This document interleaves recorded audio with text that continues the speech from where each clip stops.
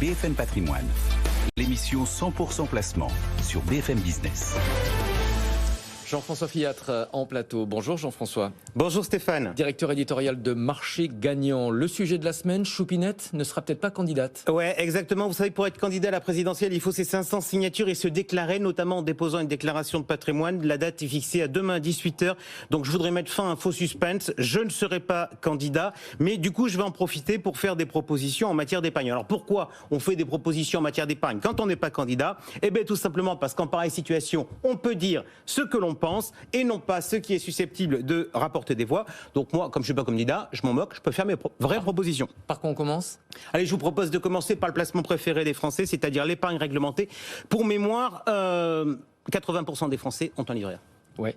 Souvent sur le sujet, il y a débat quand même sur la défiscalisation des intérêts. Certains trouvent ça scandaleux. Eh bien moi, je trouve scandaleux que certains trouvent ça scandaleux. Et je vais vous dire pourquoi. Parce que le livret A, c'est un placement atypique qui, dans un certain nombre de cas, peut être traité quelque part comme un compte courant. Par exemple, récemment, on a autorisé le paiement des factures de téléphone mobile depuis un livret A. Chez Marché Gagnant, on dit qu'avoir un livret A, c'est son épargne de précaution. Alors, si vous avez 100 d'épargne de précaution et que vous voulez acheter une voiture qui vaut 100, eh bien, est-ce qu'il vous semble pratique qu'on vous dise, puisque vous parliez de Choupinette, Choupinette, certes, t'as 100, mais vu qu'il faut que tu payes des impôts, des prélèvements sociaux, etc., t'as plus que 92 pour acheter ta voiture. Et là, ça pose problème. Exactement. Donc, il faut garder la défiscalisation sur le livret A. En plus, ça profite à plein de gens, donc il n'y a pas de réellement d'injustice. En fait, les seuls que ça embête, ce sont les banques. Et aux banques, je leur dis deux choses. Un, vous avez, avec le livret A, une ressource qui est stable, et ça a quand même un prix. Et deuxièmement, le livret A, avant, vous l'aviez pas, vous l'avez réclamé, donc vous n'aviez pas à vous plaindre. Vous annoncez des mesures et dans votre premier propos, c'est un statu quo, donc des mauvaises langues, pourrait dire que vous auriez pu être candidat. C'est pas faux. Alors, pas question de fiscaliser le livret A. En revanche, il faut mettre fin à la profusion de produits. Livret A, livret de développement durable et solidaire, livret d'épargne populaire, à quoi sert tout ce bazar? Je vais vous dire.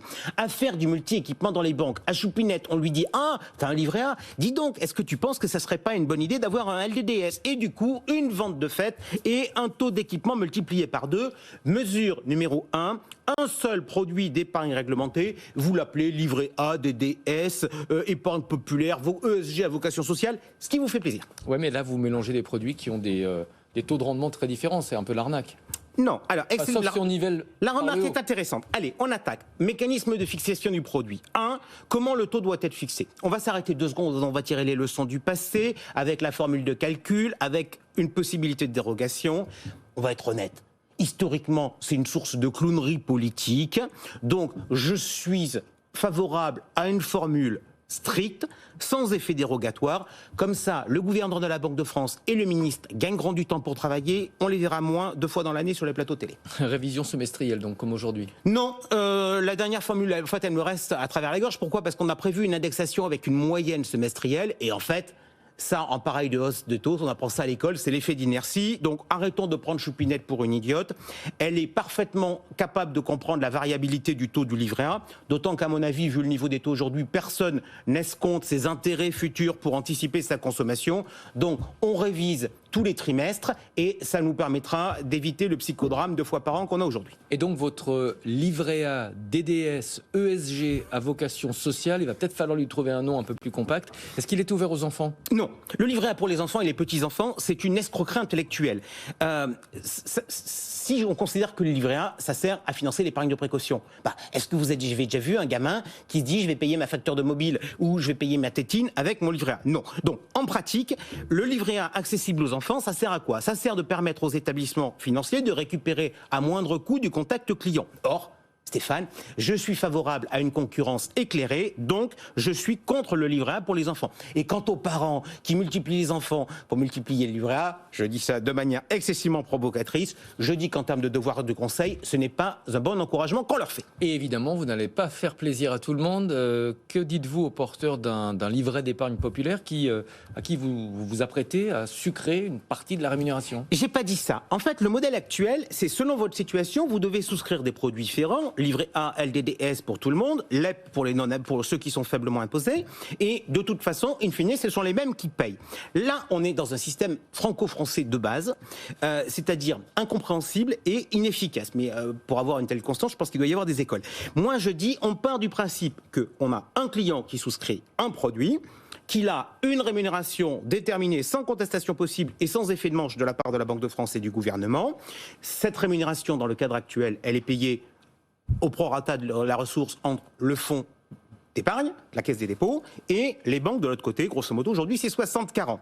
Votre sujet que vous posez, il est intéressant, c'est est-ce qu'il faut faire des faveurs aux contribuables modestes? Et si moi je vous pose la question? Assurément.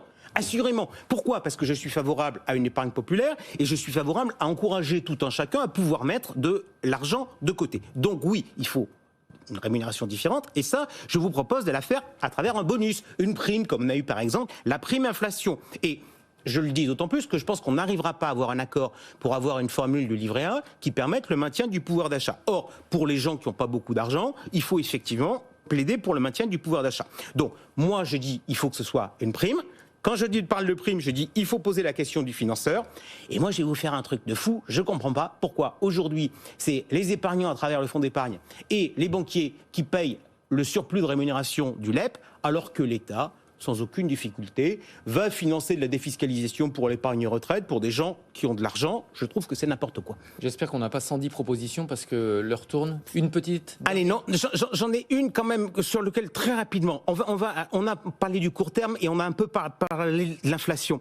J'entends le discours aujourd'hui sur la nécessité de placer de l'épargne à long terme, mais je suis pas totalement convaincu par les arguments, même si en pratique le temps long me semble être utile parce qu'on n'a pas à passer notre vie à faire des arbitrages. On le voit bien avec notre portefeuille. Imaginez juste quand même pour prendre en compte l'inflation. Vous achetez une action sur un compte titre, vous faites 100 de gains. À court terme, on va donc négliger l'inflation. Combien vous allez payer d'impôts avec la flat tax? 30%, c'est le principe de la flat tax. Ok, maintenant, imaginons que vous gagnez 100, non pas au bout d'un an, mais au bout de 10 ans, à la sortie, par exemple, d'un fonds de capital risque. Combien vous allez avoir d'impôts? De mémoire, la fiscalité est nulle, hors prélèvements sociaux, donc vous devriez avoir presque moitié moins, c'est ça? 17,2% les prélèvements sociaux. Sauf qu'en réalité, avec l'inflation, votre gain de 100, en réalité, il est nettement inférieur. Imaginons 3,5% d'inflation sur la période. Vous avez donc un gain réel de 59. Si j'ai un gain réel de 59 et que je paie 17,2 de prélèvement, eh bien, ça me fait un taux d'imposition réel de 2%. Donc, relativement à la flat tax, la fiscalité, même dite sans impôt au bout de 5 ans, mais avec les prélèvements sociaux, elle est en fait beaucoup plus importante. Je vous propose donc une mesure toute simple, comme on n'a pas le temps, et j'en parlerai une autre fois, c'est de mettre en place un abattement sur les prélèvements sociaux, comme ça existe sur les plus-values immobilières. Merci beaucoup Jean-François Filatre.